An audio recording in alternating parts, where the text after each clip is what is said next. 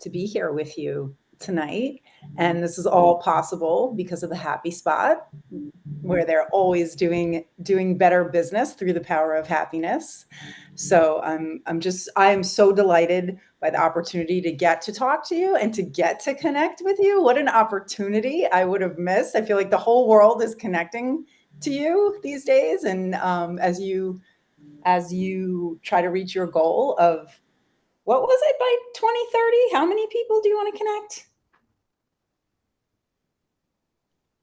Sorry, I had been muted, but yeah, so our goal, great to be here today. Life's amazing.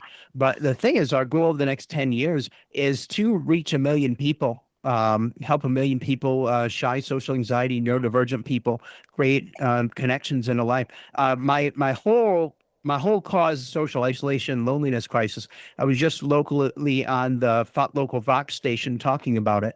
And they came to some of our events in Grand Rapids and filmed a segment at one of our events. Real grateful for that. Um, Yeah, so it's really amazing. Like I said, in my preparing for this interview with you, I'm just blown away at what you've been able to accomplish in such a short time. So, congratulations. And yeah, so just to give our listeners a little sort of catch them up here. In 2014, you founded the International Friend Connection, right? And today, and you started that to overcome your own social anxiety. And today you have 40,000 members globally. Did I get oh that yeah, right? yeah, 40,000 members, 50 chapters. Um, about in person, we're in just a couple countries in person, like Portugal, USA, and Michigan, both sides of Michigan, and now New York City, thanks to our mutual friend Jack in the Happy Spot. Just started New York City Unbelievable. group this week, and I hope to get there this year. And then Unbelievable. virtually, we're all over the world. That's so great. So I want to congratulate you, really, and given what I know about your personal history with Asperger's and autism, it's like, if you can do it, we can all do it, right? Yeah, Just an yeah, incredibly really, inspiring example. it's all down to the proper training. And if you get the proper training, you can overcome anything. Unbelievable, unbelievable. So I'm going to start. Look, if you know me, I go right to the personal. So I'm going to ask you some more questions Sure. about your business, and I'm really, really curious. But what comes up for me personally is I am the aunt to an autistic boy, and when I heard in some of your videos that I was watching, when I heard you say that you had been lonely your whole life and turned to video games, it was like my heart broke again, right? Because, when my nephew was a baby, that, like, baby, like, as soon as he became a little boy, it was like, first it was trains. And at that, he would create like whole villages in our basement of trains and things. It was really unbelievable. But, then he became really into, yeah, TV and technology. And yeah, it was hard because I really didn't know how to connect with him. And I feel like it's so wonderful that you have, and a couple of people actually I've met through the octopus movement I've been like, whoa, this is so unbelievable, right? And so wonderful. But I feel like in each case, you took it upon yourself to train yourself to be able to connect. And I'm a person that I know that I'm good at drawing most people out, and what would you suggest? That puts the onus on you, though, to be trained about how to connect. And I get it, Yeah. and that's wonderful and great, and like, more power to you, right? We all have to take radical self responsibility for our lives and work with what we have. Um, and that's great. But do you have any tips or things that you might tell people about connecting with you, Oh, like from it, the it's other a it's a side? very simple formula I keep on my computer. Let me put it up to my Oh, camera so okay. you What can it read says? that. Okay, it Okay. says Caring caring plus plus communication communication plus equals connection. connection. So if those things aren't present, you know, the reason why I was such a lonely guy was A, people don't make sense. I'm on the spectrum, so computers and everything made sense. They work according to systems and patterns that I could recognize. But then eventually I learned that people work according to systems and patterns too. Sometimes they don't, but most of the time they do. But computers were safe. They didn't bully me. They didn't make fun of me. Um, they didn't try to be mean to me in general. And so I kind of found my safe place among computers and online and everything. But then ultimately it wasn't a happy place. Yeah. Once I Yeah. learned how to connect with people, world just totally opened up with me. And it was something. So the thing was, I had thought, you have to be born able to connect with people, or it's something you could never learn. Or if it was something you studied, it was somehow morally wrong to study it. Like it's not morally wrong to study Mm, math. It's not morally wrong to study computer programming, but somehow studying, learning how to talk to people and connect with people, somehow that's not morally right. And then I learned that was a bunch of BS, because it's intent that matters. So right. the reason I did not connect with people was because I was angry, I was bitter, I did not care about people. I hated people for what was done to me. But then after I started my meetup group, I'd realize, oh wow, guess what? I've been around the wrong people all my life, and there are amazing people out there. You just And, have to and find so, you so, have to so, find your my tribe. heart started to melt, and I'm like, these people are great. They matter to me now. And then the more I cared about them, the more they became my friends. But I was still a very quiet guy. I didn't understand the rules of communication. One of the rules of communication is that you have to communicate in a way they can understand. A lot of my life, I was communicating my caring in a way that I would understand, but they did not understand it. So I would Right. do It's things, why and wow, can I and just one ask thing, you oh, oh, go ahead, go ahead. one last thing I'll quickly say. So, us people on the spectrum, we try so hard to communicate and to connect with people. And we hit our head against the wall, and it's not a matter of trying hard. It's a matter of trying the wrong things. It's like you want to speak to a person that only speaks Japanese. Well, if I keep speaking English to them, no matter if I talk slow and really loud, they're not going to understand. Same way with neurotypical people. It's like I was speaking Japanese, I was speaking autistic language at them, and they could not understand that I was what I was communicating to them. Oh, that's thank you so much. It's so I want to And just that's slow the down cause because of all the conflicts. you've said so many just wow nuggets in there. If I may, I want to slow it. I want to do a Sure. version of exactly what you just said It and was pretty slow intense. It's because pretty intense. right? Because listeners sometimes really do need us to And slow then down. later, if we got Wait, wait, time, wait. I'll teach. We Hold slow on. We're down going to right get to now. that. Okay. Yeah, no, Hey, I want to cool. slow you down and I want to backtrack because you said so many amazing things. And I think you're so quick. And I get look, I'm Yeah, neurodivergent too. I have ADHD. So I get it. My me mind too. goes so fast. Right. And as a content creator, I have learned that I have to slow it down to allow other people to consume it. So I want to go ahead. I want to hear everything you have to say, but I also just want to slow down and go, whoa, hold on. Yeah. That was such a nugget. So I first of all, appreciate you doing that so much because I tend to talk, that brain is fast. And I feel like if I don't get it all out, that ADHD is going to kick in. I totally forget what I'm going to talk about. totally. So Yeah. I'm gonna, Yeah. if it's okay, we're just gonna interact with Sure. each other with love and respect and kindness, and we're gonna get what we need to deliver to everyone. So you said, wow. So you said care, and it was care plus Caring kindness. plus communication equals connection. Yep, caring plus communication equals connection. Absolutely. Okay, so we've got to be persistent about that. Now you said something else. You didn't say these words, but you talked about something that I find to be so fascinating and something that almost everyone, I think, does to some extent. And in my work, I don't know what you know about me, but I'm a writer and a storyteller. I help other people tell their stories. I co-create books with people, and so one of the things I most love to do about my job is discover what's really true for people. And and you said something so profound that I think everybody struggles with.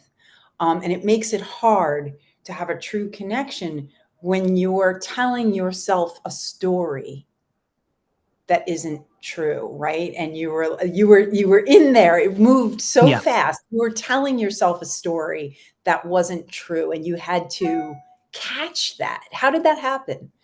Do you remember what the story was, and how did it happen that you caught it and changed? Oh, way back in the beginning, this would be 2011. Story of my life was that, my life would never be about much. Because, well, what I would do, I'd work too much, and then I would go into what I now know as autistic burnout, not be able to work for like a year. And then injury from the car accident got real bad. And after working so much in 2015, at the computer, that injury got so bad I couldn't touch the computer pretty much ever again until past a year or so. I could, when I do meetings, I'd lean back so it wouldn't hurt my neck, but I was kind of hopeless. And then that story was, just kind of a loser. Got in a car accident, and that injury took away my career. I'll never be a software developer. I can never do anything again. And that was the old stories like they talk about in acceptance commitment therapy that I would tell myself. But what acceptance commitment therapy says, when your brain is telling you old stories, take action toward a new life. Take action toward a new life. Yeah, oh my Yeah. God, I love that. Wait, let's repeat it. When your brain is telling you old stories, take action toward a new Yeah. life. I It's love that. attack. It's attack. That's genius. So this is, in every good personal story or memoir, there's an arc. And that arc, usually in the crudest terms, it looks like the person goes from victim to um to hero, right? Yeah. And there's usually a pivotal moment, and there comes that point where you have to write a new story. You have to change the narrative, right? You have to decide. So we have 2 minutes to break. So when we come Okay. back from break, we're going to talk more about your business. But this is really, really awesome. Before we go to break, I want to ask you one more question. And that question is, if loneliness had a voice, what would it say? What would it say?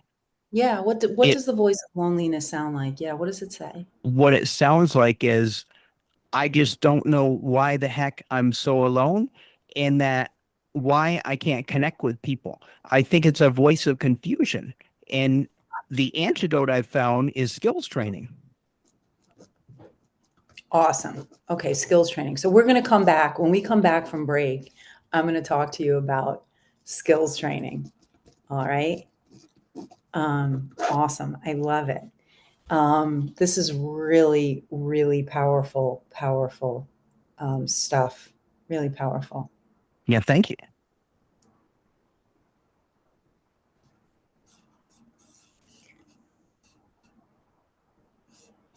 So I think we're on break. I don't know. I don't think we are Let me yet. pop up the chat. It said 2 minutes to break. But yeah, just real grateful that you and Jack had me on today. So I'm going to chime in for a moment, guys. We're going to go to break in 1 minute.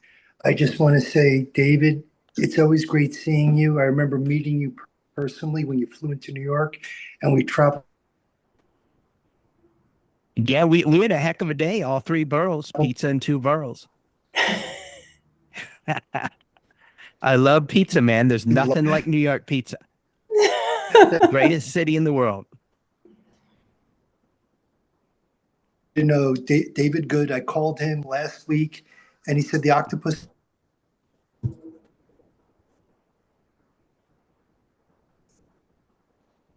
look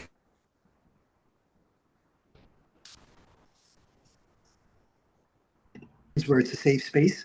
Clementina,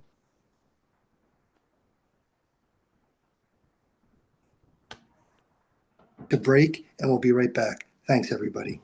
It sounds good. Are you a conscious co-creator? Are you on a quest to raise your vibration and your consciousness? I'm Sam Leibowitz, your conscious consultant, and on my show, The Conscious Consultant Hour Awakening Humanity, we will touch upon all these topics and more. Listen live at our new time on Thursdays at 12 noon Eastern Time. That's The Conscious Consultant Hour Awakening Humanity, Thursdays 12 noon on talkradio.nyc. Are you a high-achieving, growth-oriented leader? Are you interested in developing your authentic leadership while creating a healthy, inclusive workplace? Hi, I'm Dr. Mira Broncu, host of The Hard Skills on talkradio.nyc at 5 p.m. Eastern on Tuesdays, where we discuss how leaders develop the hard skills needed to make a greater impact. We interview experts, have live coaching, and tackle these challenges. Listen to The Hard Skills on Tuesday at 5 p.m. Eastern on talkradio.nyc. You're listening to Talk Radio NYC. Uplift, educate, empower.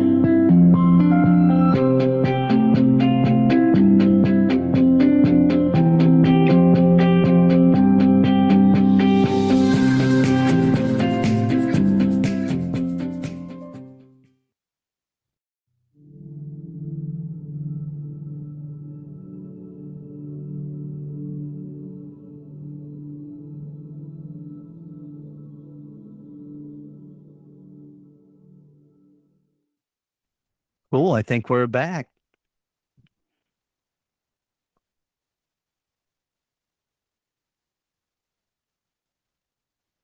Oh, let's get you unmuted, Clementina.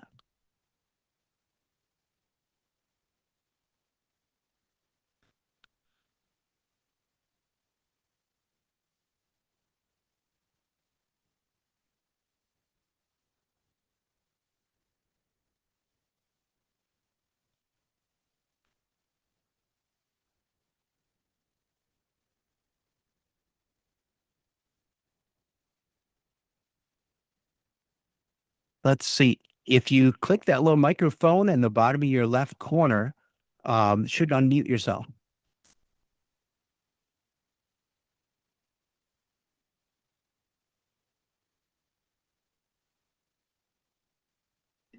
Hey, sorry about that. I was clicking Hey, there the we go. microphone and it was not allowing me to unclick for some weird reason. But here I am, we're back, and I promised we'd talk about I'll tell you something skills real training. quick.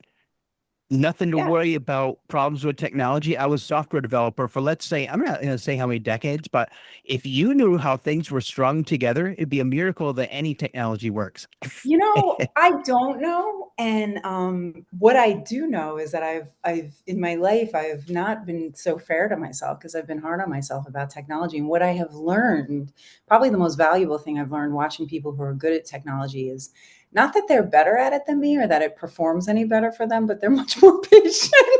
Yeah, it's patience and practice. Well, two words, patience and practice, about the key to everything in life, getting anything in life, patience and practice. Right. Patience and practice. True. So I promised we were going to talk about skills training, which I want to do. And did you Sure. know that this is the second time this year that this whole idea, you must have known that in 2023, the Surgeon General declared loneliness an epidemic. Oh, yeah. Right. And, where I learned about this was from Dr. Ruth's book, The Joy of Connections. And I don't know if you know about it, but it came out this year. And it's 100 ways to beat loneliness and live a happier, more meaningful life. And she also basically does skills training, right? Oh, yeah. She's passed away, right? But some of the things in the book are skills training. So I found some of them really funny, quirky. So talk to me about your top 3 skills for connecting. What are they? Okay. So first, the top 3 skills. First one that I teach, techniques from acceptance commitment therapy, because you got to manage those nervous feelings and you got to manage those anxious feelings. And there's a system called exposure response prevention therapy, exposure therapy. You've got to know how to do that, because the more you get around the thing you fear a little bit at a time, the easier it gets. So you've got to have the skills to deal with those nervous feelings, because they aren't going to go away magically. You got to do what you need to do despite being nervous. That's the key. So then the second thing is you got to know how to talk to people, and that I teach you step by step in a way that us computer programmers, us systems thinkers, us logical people can understand. So you got to know what questions to ask that will trigger positive feelings. It's all about caring about people, triggering positive feelings, and setting up a cycle, reciprocal exchange of positive emotions between two people. And then lastly, one of the other, we teach a lot, but it's I would say the next thing is you've got to find your why. that's where I use acceptance commitment therapy tools to find meaning and purpose in life, because your purpose will let you accomplish anything. My purpose of helping all these shy people with all these groups, it's the reason I'm alive now. And it's the reason that I've done some pretty difficult things and pushed myself to do some pretty difficult things. I love that. And I love, one of the things I discovered in learning about you, is, you've talked openly about that. You're willing to be vulnerable, about your, acute experience with loneliness. Oh, yeah. And I so admire that. We can't face a problem or solve a problem until we are willing to be honest about it, right? So I think that that's so commendable. And then again, and I couldn't, I don't know what year it was that your mother passed away. Yeah, Was that March last? 13, 2022, Okay, I'm so sorry. 3 years ago. Yeah, I'm so sorry. But I just admire your taking a strategic approach and employing your skills. I think that's something. I think when it comes to the world of feelings, even this year, I know that the movie Inside Out 2 was something I watched with my son, and I thought it was so wonderful. I love those movies, right? That you get inside this world of feelings that is such a big part of our lives, but we still struggle to Yeah, master. And I think we tend to think that feelings are these like uncontrollable yeah. urges, that can hijack us. And sometimes they do, of course, the Oh, really yeah, powerful ones, right? I hope that as long as we're human, we still experience that. Even though I know, being a highly sensitive, highly emotional person, I feel better about my life now that I've learned more about how my feelings work and how I can yeah, better manage them. Right. But I think it's such a I think we think about these things as both, volatile natural occurrences, um, and, um, that there's nothing we can do about. And I yeah, think in reading this book, in researching about you, in just thinking about it a lot over the last few days, it's like the fact that you have skills training and that you yourself have modeled, hey, you knew that to ask for what you needed. And that was one of the things that, uh, Dr. Ruth sort of funnily suggested in this book, was like feign needing help, right? yeah, And I thought that was very funny, right? Especially coming from someone who it took a long time for me to be able to ask for help. But I have noticed in my own life, right? Especially when when you've become a very capable person, right? What a gift it is for other people when you ask them for help, or yeah, it can be, right? But I just marveled over the story of you sort of really preemptively saying, hey, this huge event in my life is going to happen, and I cannot do this alone. yeah, And I just think that that is so powerful. And something you said before, too, you said, you didn't know why, but it seemed like there was this sort of shame. I translated to the word shame, and you correct me if it's yeah, too wrong, if it's wrong, but shame associated with studying communication and yeah. emotions.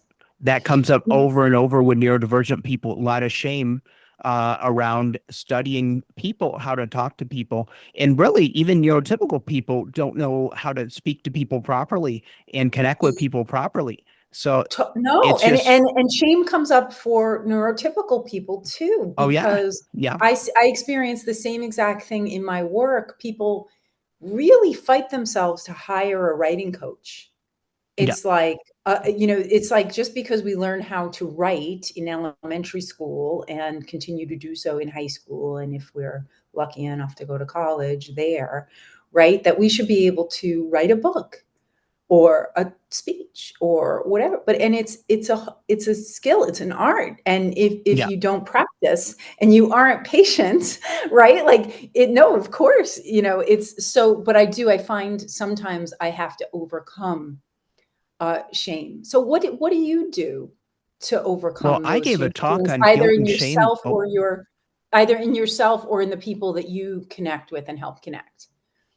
Well, I gave a talk on guilt and shame as part of our live stream that happens every Monday on our YouTube channel.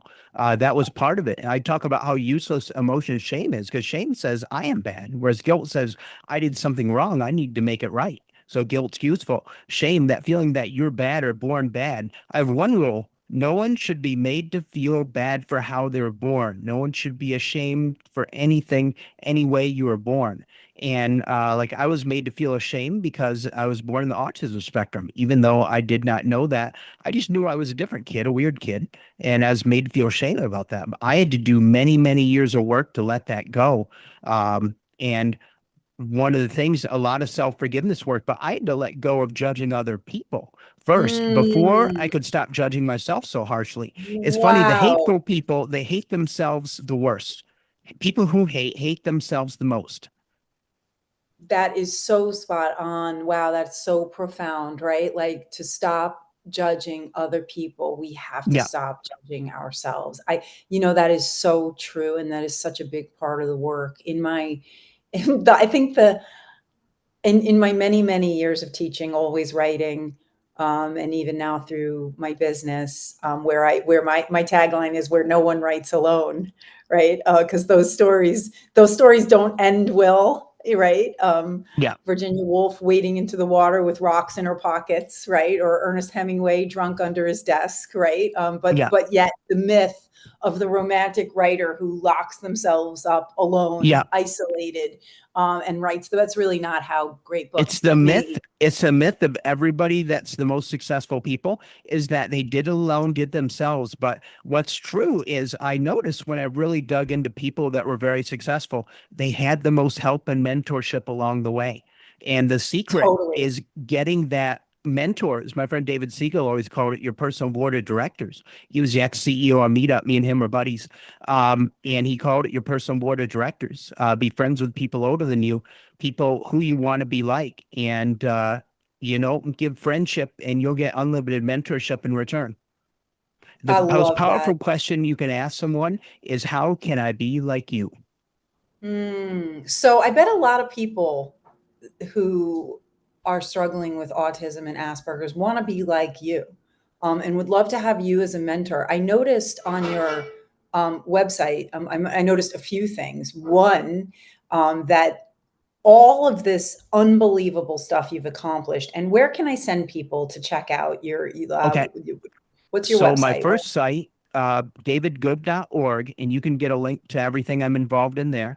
International Friend Connection is, so my company is called Organization for Good. It's a social enterprise, and we use our revenues, which we don't have much right now, but and I've run this all on no money for 11 years. Is I'm devoting our revenue to creating, growing our groups around the world rather than just buying me a Lamborghini or whatever. So you go there. And then International Friend Connection lists a lot of our groups. I haven't updated that in a long time. Our events on Meetup, around the country and around the world. And then the Friend Magnet is our new program that's going to fund us expanding all these groups around the world. So that's where I will mentor you on your social skills, overcoming fear. I don't get into therapy work. So if people have a lot of trauma, I refer them out to a therapist because I can't really hold that darkness in for people. I've got a lot Right. going on. Good to know. Good to know you're. But Yep. I will teach you how to talk to people. I'll teach you how to network with people, teach you how to be friends with people. And then actually I have almost a foolproof strategy, how to meet someone in person without using a dating app. And I came up with that with my dear friend, LA coach, dating and relationship coach, Coach Seal the Deal. My buddy, Coach Calvin, Atlanta Love Coach, and me, we're gonna do a meeting of the mind someday and do a big seminar because I'm still learning about all this relationship stuff. Got my heart broken bad a couple of years Oh, I'm ago, sorry, and then baby. I call Seal and I'm like, Seal, I don't know what I'm doing now. I know why I need your help. It's a rite of passage. Everybody, Yeah, everybody gets their heart broken, and I have a little, an old lady piece of advice, a piece of knowledge I can drop here is that it never hurts as bad as it does the first time. that's true. That's true. Never hurts that bad again. All right, so um, That's great. I love that. So one of the things that I got really curious about when I was looking was, oh my gosh, David has created, he's gone from, founding this seedling, thing to all these people, what was it? 40K members. And we're shooting for, Yeah, how eventually my many? goal is help 1 million people. A I million want people. I want to No- earn the Presidential Medal of Freedom. That's my lifetime goal. And I've Wow. gotten a few Because smaller medals loneliness, from President Biden, but I want that big Presidential Medal of Freedom. because loneliness is a prison, isn't it? Yeah. Yeah. So I got curious about, how are you surviving? How are you making money? And then I saw that you are a certified coach. Yeah. And so people who want you to mentor them, I mean, that is already in place. Yeah, they can contact That's me. We've already got a there. program all in place.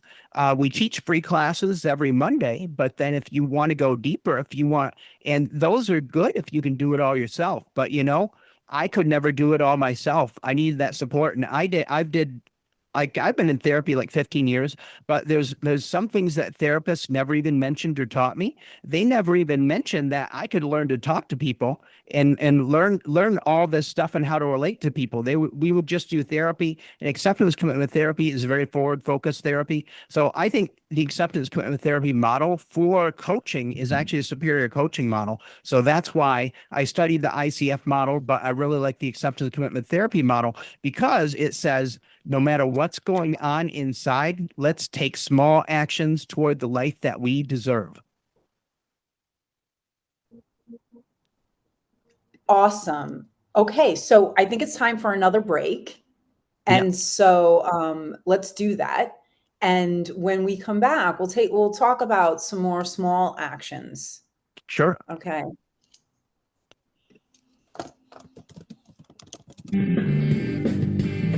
Hey everybody, it's Tommy D, the nonprofit sector connector, coming at you from my attic. Each week here on talkradio.nyc, I host a program, Philanthropy in Focus. Nonprofits impact us each and every day, and it's my focus to help them amplify their message and tell their story.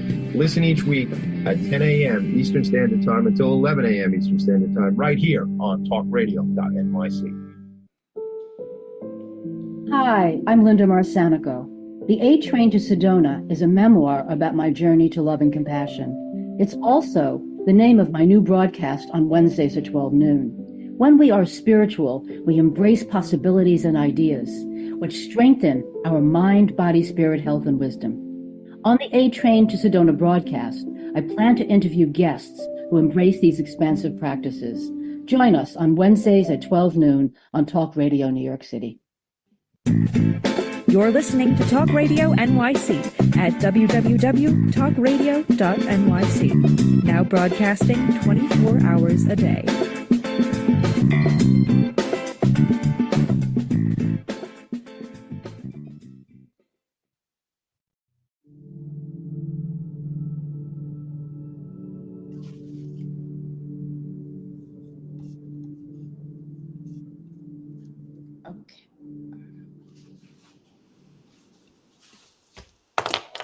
Okay, I think we're back. Great to be back. Awesome. And I want to give another shout out to the Happy Spot, doing better business with the power of happiness everywhere they go. And I'm just so delighted to be here. So with such, incredible transformation, really, I want to ask you another really personal question, Sure. if that's okay. I want to ask you, what does belonging feel like to you now? Well, I'll tell you, I remember the days when I was in endless pain, bedridden most of the days of the week. And I'm still bedridden about 1 day per week. Those migraines will hit bad, or that neck injury will act up. But I'll tell you, so I started first group, West Michigan Geeks, in 2014. That was the first International Friend Connection chapter. And then a year later, I sat back during the summer. Just came to my mind, that feeling of loneliness that was heavy in my heart all those years, it had disappeared first time in my life. First time in my life. And that was the feeling of belonging. It was that feeling of loneliness. And then lately I've been I've been working in therapy to realize that maybe my definition of what adult friends are like should be different from as a kid. Like when you're a kid, you see your friends every day. But just because you don't see someone every day doesn't mean you're not close friends. And I realized I got a lot more close friends than I thought, especially my organizer, Vicky, who runs our East Michigan Shy Peoples group. She is one of the most impressive young women I've ever met. Radical personal growth and change just over a year. She's just 25. I met her when she was 23.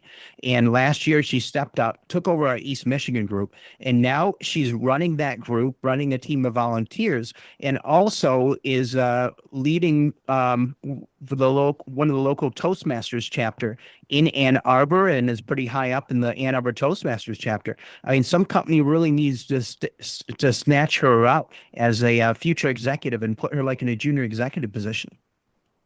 That's so wonderful. Actually, I noticed. my dream would be to hire her full time, but we got to get enough revenue coming in so I can pay myself first and expand Right. our So groups. we've got all, I see we've got all the Yeah. links there at the bottom of the screen. We want to get people, yeah, to be like, all right, this is great. And, we spend money on what we value, right? Yeah. And you have made so many valuable contributions to the world. And I mean, I just met you and I'm so grateful that you Yeah. are Thank doing you. the work that you're doing in the I'm very world. grateful to be here.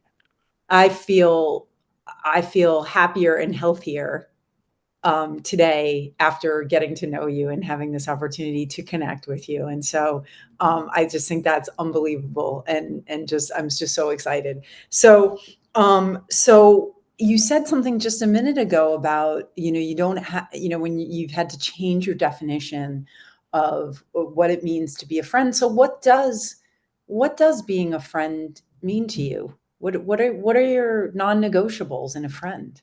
Well, non-negotiables now, it's someone that will respect my boundaries. When I tell someone no, Ooh, because I was a people pleaser up until 2023, and it almost broke me again. I would just let people come into my groups and do anything they wanted to, and had little to no boundaries until something was real bad. And now I get a bad feeling about someone. I'm like, what I had to realize is not everybody needs to be in my life. But on the alternative side, I have to be okay with people not liking me. And that is such hard work to do, because you want everybody to like you. And if people don't like you, you feel like you're bad or something like that. But I don't like everybody, and you got to be okay with people not liking you. And that's very, right. like I If only said, we very were more hard like work. dogs.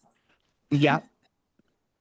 If only we were more like dogs, right? You just smell Yeah. someone and you're like, nah, you're not for me. Right? But Um, how I determine my close friends is those people are there for me when I go through a crisis. I got a friend inspired me, Meredith from Australia, wrote a lot of books. She even had a rule, was like, she saves all her darkness for professionals to help her with, saves her best self for her friends. That may be a bit extreme, but those friends that are there for me in a rough time, I know those are my true, real friends. yeah. You know what I found? I remember when, I went through a crisis when I was younger, and I learned a lot about who my friends were. Um, and then as life went on, I realized another very telling um, moment for, figuring out who your real friends are is when you're really happy. Yeah. Which of your friends, because a lot of people Yeah. bail when you're really happy too. Oh, I'll tell you something, a rule I teach, and I'll go over it more in next classes. So jealousy is something that will destroy friendships. There's the story about the bucket of crabs. One tries to get out of the bucket, the others pull him down. And so the key to knowing if you have a good friend is when you have something good happen to you, they are the first one that congratulates you, because most people will be jealous or want to tear you down. But if you have a friend that congratulates you, you know that you have a good friend. And by the way, I tell him, always congratulate your friends, because one day they may make it big, and then they maybe pull a hand back and lift you out of the bucket too. Yeah. Yeah. Right. It's so funny. I laughed, David, because Yeah. last week on the show, I brought up the bucket of crabs thing. So it's just funny. Not everybody has heard of it, but it's a real Yeah. phenomenon, right? And it happens with families and it happens with friends. And and yeah, so I have another question for you. I know you're involved in all these groups and all these meetups and the octopus movement, and all that is so unbelievable and wonderful. What do you do on a daily basis? Right. I was going to ask you, what do you do to practice connection on a daily basis, like in the small ways? But I want to, based on what you just said, I want to make that question two part, because I know what you're saying. I want to respond to what you said about, the people pleasing, and to make clear for our readers, right? Like opening yourself up, and strategically providing for your future self, Yeah. by creating connections, and and cultivating those connections, and all those things is one thing. But sometimes when our boundaries aren't what they ought to be, we can get depleted. And what I thought I heard you alluding to in something that you said was that, well, at least what I thought was, yeah, when you give something you don't want to, you end up damaging the most important Yeah. relationship in your life, and that is the relationship to yourself, right? So I want that question to be two pronged. Like, what do you do in the little ways, in the small ways? What daily rituals do you have to practice connection sort of more privately, like not when you're showing up as the leader, not Yeah, when not you're when I'm the leader. the It's connection, funny. It right? seems like almost all the time I'm Dave Good, the leader. And, I like just being Dave Good, the person, David Good, the person. But, yeah, so I have, little ways I connect with friends, things like that. I used to be real close best friends with one guy, but our lives kind of converged after he had a family. And now I've got so many people I know and so many friends, it's kind of hard to pick. But I make sure if I haven't heard from a friend in a while, I'll send him a text. Just to let him know I've been thinking about him. That's kind of a little thing you can do. One of the important things I learned was you've got to adjust your communication to the person you're communicating with, especially in like a dating relationship. So that's a conversation you should have. Maybe she don't want to be texted all day, or maybe she'd like to talk on the phone once a day rather than be texted all day. But it's okay. So every friendship and every relationship, it's a negotiation between two people to see if their needs are compatible. Awesome. And so I'm going to ask you, we're going to talk about that because that's the third time you mentioned it. And we're definitely going to talk about that when you get back. But so before we go, I want to ask you, what do you do to connect to yourself on a Well, daily let's basis? see. On a daily basis, I keep pretty busy, and I try to evaluate everything I'm doing. I say, here are my values. The substance commitment therapy told me to identify my values, my purpose in life. I'm like, will this take me towards my purpose and values, what I want my life to be about, or will this take me away? And that's something I do daily. And if it's something that's taking me away from my values, as much as I might like it, I say, hey, maybe this is not good for me. So it's kind of Awesome. reevaluating, kind Awesome. of taking those So small moments out. daily reevaluation of Yeah. which direction you're moving. Awesome. All right. So we're due for another break. So we're going to hit that break. And when we come Sure. back, I'm going to talk to you about love languages. Sure. Okay. Were you an essential worker during the pandemic? If you needed to learn stages of epilepsy, did you depend on advocates? Did you use new innovations to cope with mental and neurological issues? Maintaining high quality of life and keeping good mental health are what we all strive for. I'm Frank R. Harrison, host of Frank About Health, and each week top healthcare influencers, professionals, and innovators answer these questions and more. Stay tuned on Thursdays at 5 p.m. on talkradio.nyc, and I will continue to be frank about health with all of you. Are you a conscious co-creator? Are you on a quest to raise your vibration and your consciousness? I'm Sam Leibowitz, your conscious consultant, and on my show, The Conscious Consultant Hour, Awakening Humanity, we will touch upon all these topics and more. Listen live at our new time on Thursdays at 12 noon Eastern Time. That's The Conscious Consultant Hour, Awakening Humanity, Thursdays 12 noon on talkradio.nyc.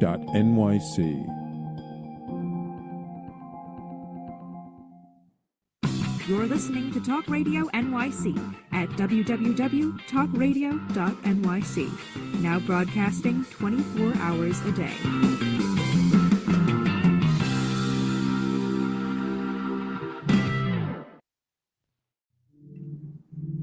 Hey there. All right, so we are back. David, you need to unmute. And we are going to talk about one of my favorite subjects, which you've alluded to. And I don't know if you realize it, but do you know the book, The Five Love Languages? Yeah, actually, when I got together with an ex that first week, I had her take that test so I could understand her better. Ah, this is a smart man. This is a smart man, right? Yeah. So, right, it's such a thing though that not everyone knows. For those of you who don't know, The Five Love Languages, I think the last name of the author is Chapman. It's a person who's a longtime couples therapist, and distilled down these five love languages. And if I remember correctly, right, I think they are touch, time, acts of service, words of affirmation, and gifts. Gifts. Yeah. Right. And the premise is that when we are falling in love in the early stages, we speak all five languages fluently. Over time, what happens is that each person sort of without skill and practice and awareness, each person will naturally sort of uh, succumb to their top Yeah. two ways of communicating or giving love. And and sometimes that is not how the other person that isn't the other person's, there's a mismatch in in And how it goes back to what I said at the beginning, communicating in a way that the other person can't understand. So if you're constantly giving gifts to someone who don't give a dang about gifts, like me, ever since I had to choose between life and death, after I had to go through that experience, material things don't mean as much to me. But like, so if you're constantly giving the person things that you like, but they don't really care about, they're going to think that you don't care about them. But if one person likes that 100%. quality time, that communication, and you're just giving gifts to them and they don't care about that. But if you change though and realize that and give them quality time and communication, that improves the friendship and relationship. Right. Absolutely, 100%. So that sounded like what you were saying, right? Oh That yeah, kind yeah. of Like I pull my hair out literally because I'm trying to. Like I said, it's like putting old programmer metaphor. It's like trying to put C# code to a Python compiler, pulling your hair out while this program's not compiling. Right. Yeah. Right. I'm trying. So it's so interesting, but it's amazing, right? I mean, and then there we go with our sense of, I think so many of the things that we come back to in this conversation are all connected, right? It's about our connection, making a connection to others, I think requires both self-knowledge and Yeah. knowledge of the other, right? And Yeah, it goes even deeper and more complicated, right? Someone might not care about gifts. They might actually have a negative association with gifts. Oh Someone yeah, maybe tried yeah. to buy them, disregarded their feelings and would just, there's so many things that can go Oh yeah. into There's a people's quote. feelings. There's a quote that's applicable to what you just said. So one of my favorite books, The Art of War, and treat this quote as a metaphor. It's not an exact quote, but it's know yourself and know your enemy, and you're always victorious. So it's that self-knowledge and that knowledge of whatever you're trying to do. But that self-knowledge is just as important. That self-awareness is just as important as your knowledge of the other person or whatever you're trying to do. There's a guy, Gary Gagliardi, famous Art of War translator. He has a book, a marketing book based on it. It's know yourself and know your market, and you're always victorious in marketing. Right. Yeah, Yeah. absolutely. Yeah, but yeah, it's work. I mean, you can know things, right? Yeah. So, I'll tell you a funny story. One time, my ex-husband, his top love languages were acts of service and words of affirmation, right? I mean, acts of service and gifts, right? So, this one time after I had our second baby, um, mine are touch and time, right? So, I just had a baby, so I was very hormonal and emotional and all these things, and I just wanted him to just sit with me and the baby, because Yeah. there's a lot of sitting involved with the new baby, you know. So I was feeling all weepy, and one of my girlfriends came over to make us lunch, you know. And I was like, well, and she opened the refrigerator, and he had grilled, you know, 5 pounds of chicken Yeah. cutlets so that I could, you know, he had chopped for them, he had grilled them, whatever, so that I could have healthy And then that lunches. would be something you didn't have to do. Exactly. So she opens the fridge and she's like, woman, if this doesn't say love, you know, right? And so you can, so I was like, oh, wow, you know, Yeah. mind blown, right? And then I could know, oh my I'll gosh, tell you know, you he what a really, friend told me, a mutual friend, Anshar. He said, or they said, you've got to tell people what you want. Like you can't expect people to give you what exactly, you want right? if you don't. So like if you're sitting there all mad, but you've never told someone what you want and what you need, then Exactly, you're right? going to be So it was frustrated. a You got to communicate. knowing It can all comes help. I down to was like, communication. oh, wait, that is a communication. That is a right. So, and I could then recognize that that was wonderful. But we also, right, have to work to, or I could know deficits of, I work with words all day, Yeah. and I give my children and my clients a lot of words of affirmation. You know, at one point I had to realize, oh, wait, I have to save some to give to this person because Yeah. that's what they need. Right. So, knowledge can help. Right. But as you said before, feeling is really what sustains the Yeah. relationship. Right. So when we discover this knowledge, that's only step one. Yeah. We have to then do the work, right? Both to Yeah. make the other person feel And loved. I'll tell you why there's so many lonely IT guys, computer programmers, engineers, scientists, is because we think everything can be solved. Everything can be solved through logic. When communication, human relationships, it's a feeling problem. And until we do the work to understand feelings, but once we 100%. do the work to understand, you can combine logic and feelings to connect with people. And that's what I teach people to do is combine their logic with that knowledge about how feelings work to connect with people, make those Awesome, genuine. because So, that's gotta be the gold right there, the feeling and thing, I'll tell you the right? difference between me and everybody else teaching this stuff is I'm that logical thinker that creates systems because that's how my brain works. It sees things as systems and patterns. But but the thing is, they usually just stop at teaching tricks and conversation techniques. Whereas I teach you how to transform yourself to be that person that everybody wants in their life. Because if you're just using tricks, it'll last for a long time, but you'll have shallow friendships. If you transform yourself internally, that mountain will be the biggest mountain you'll climb. But on the other, that side is that beautiful life that you deserve, full of I people that love care about you, not just shallow friendships. I love that. That's really great. So, about how long, you know, like, is there a recommended time or you know, Well, I how teach much? 6 classes in about 6 weeks, but people can stay in the program. It's on a monthly thing, so you can stay in the program. Like if you want to do group coaching, I prefer that. You know, I found group much more helpful when I've been in group situations. But if people do want one-on-one, I'm available for that. But you're going to get the most out of group, and you can stay in that as long as you need to. We're there for you, and it's a really affordable price every month. But or if you Oh, just want classes, we've got that option too. yeah. So, are these? We can go right to your website Oh and yeah. reach Yeah, and out for to me you. it was a 15-year journey, but I mean, you can have this amazing life. I can cut that time down to like less than a year or less. I'll tell you, my organizer, Annalise, she's very shy when she came to our Schuler Books in Grand Rapids. But guess what she's doing tomorrow after just a few months? She's running the whole meeting for me. And she barely would come Wow. in the first place. And that's happened over and over with people that have come to my free stuff. They're real shy, hesitant. They can barely walk in. And then a few months later, they got more friends than they've ever known. And even sometimes they end up running the group for me. And I'm Wow. so happy when that happens because I can be plain old David Good instead of David Good, the performer. That's great. I love that. I love that. So, David, we only have a few minutes left, and I want to just open. Is there anything you want to ask me or something you want to talk about for our last few minutes? Well, no, we did a great job. Just say one of the greatest mentors I ever had was the author Bob Berg, Go Giver series.